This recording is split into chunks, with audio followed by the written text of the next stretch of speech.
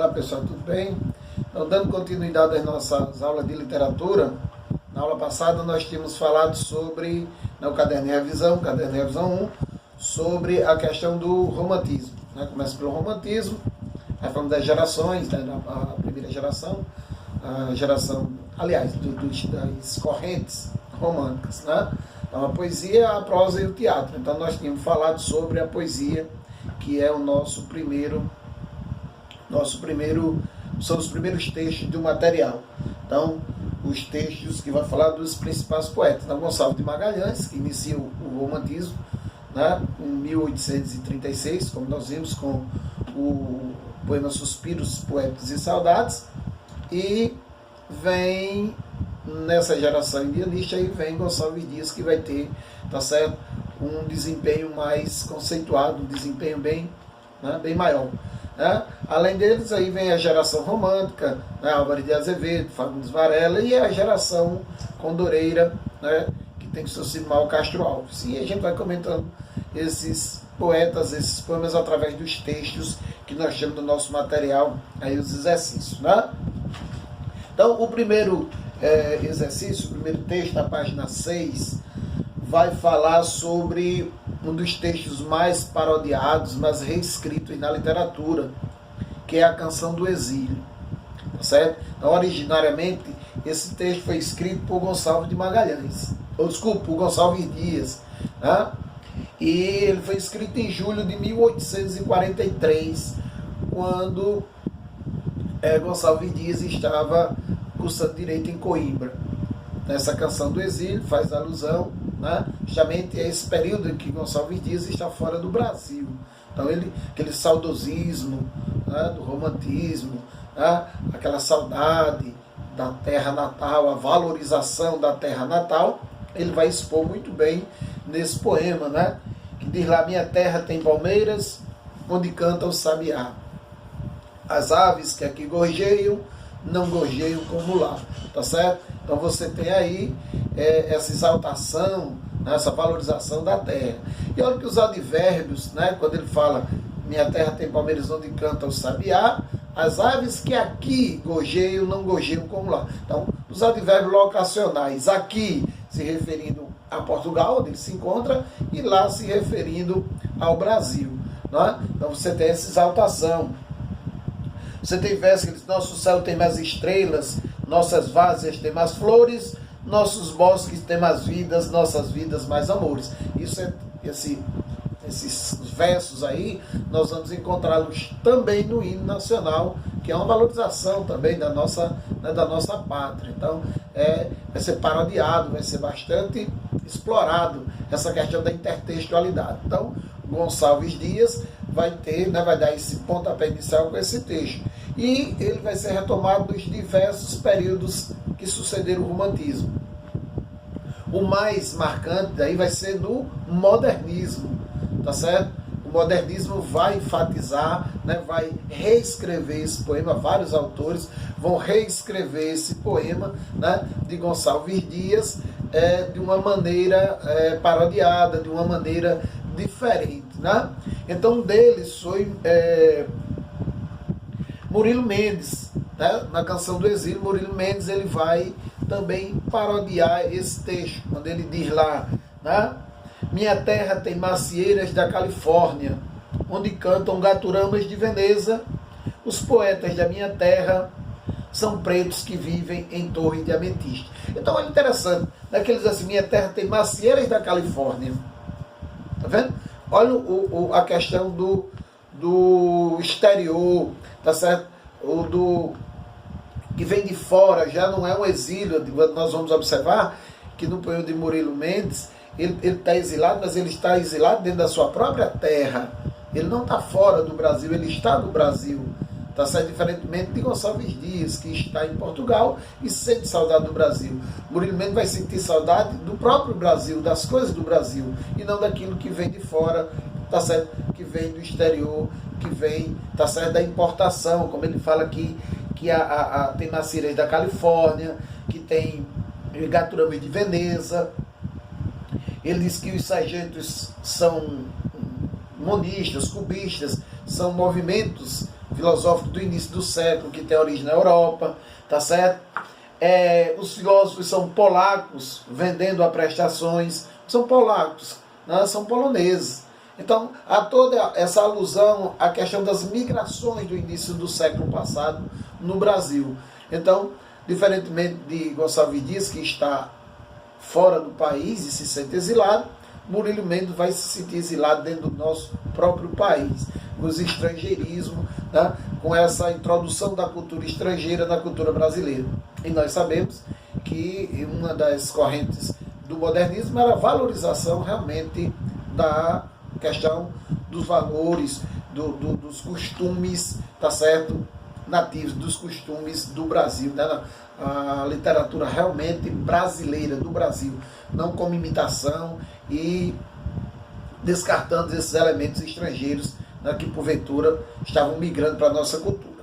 E o nosso texto vai aí, né, falar um poema da Rosa do Povo de Carlos Drummond de Andrade, um dos principais poetas, né, da chamada segunda geração moderna, né, que é a geração lá de 30 até 45, 50, que pega o Estado Novo, pega toda aquela situação de política, do pós-guerra, sai da Primeira Guerra Mundial, entra na Segunda Guerra Mundial, tá? Uma mudança socioeconômica, geopolítica do Brasil. Então, Drummond vai ser um ícone aí, ele vai, né, passar esse período de uma forma crítica na literatura. Tá? Nós vamos estudar mais à frente lá no modernismo alguns desses poemas e enfatizar.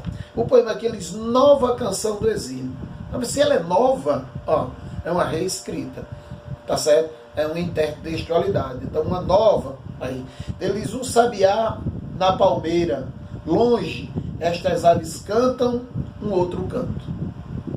Então veja que já não tem mais aquela rima, da preocupação com a rima, com os versos metrificados que lá no romantismo a gente tem, né? As rimas entre o segundo e o quarto verso nas estrofes. Aí ele não tem a preocupação, é externar o que ele está sentindo.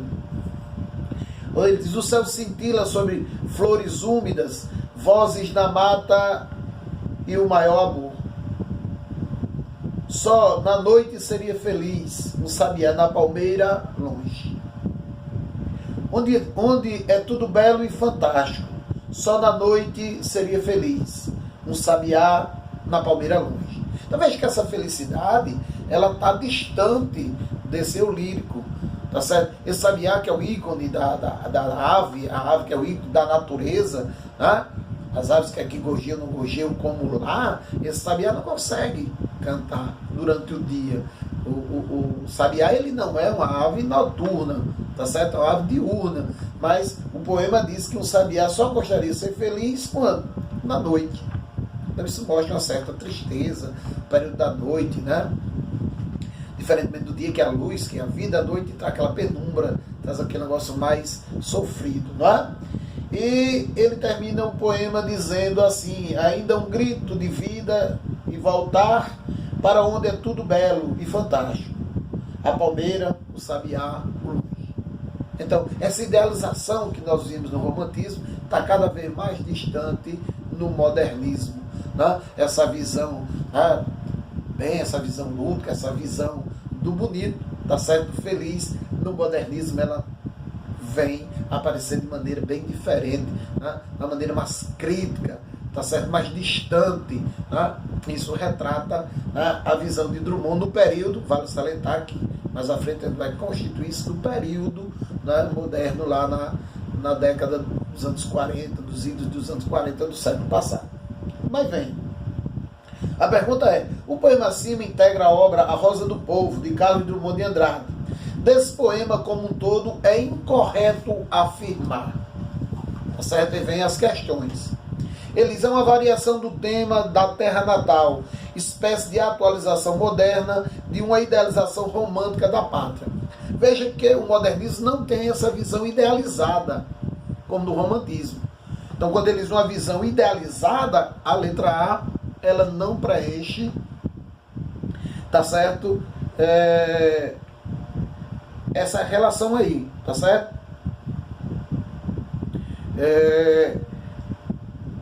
Quando ele vai falar lá, né? É incorreto afirmar que é uma variação do tema, espécie né? Uma idealização romântica. Então, a letra A não procede. Então é incorreto afirmar que a variação, uma espécie de atualização, numa idealização romântica, não. Tá certo? A B diz: estabelece uma relação intertextual com a canção do exílio e se mostra como uma espécie de paráfrase. Então está parafraseando, é correta. Né? Desculpem, né? A letra A realmente é essa variação. Desculpe, eu estava observando aqui uma questão, é uma variação, né? Já que ele reescreveu. A alternativa aí é a letra C, tá certo? A correta aí, né? É incorreto afirmar que evidencia que o poeta se apropriou indevidamente do poema de Gonçalves Dias. Então não há uma inapropriação, já que o texto é público, ele só reescreveu. E manteve o esquema da métrica e da rima do texto original. Não tem o texto moderno, nós vamos ver a poesia moderna, ela não tem essa questão de obrigatoriedade com rima.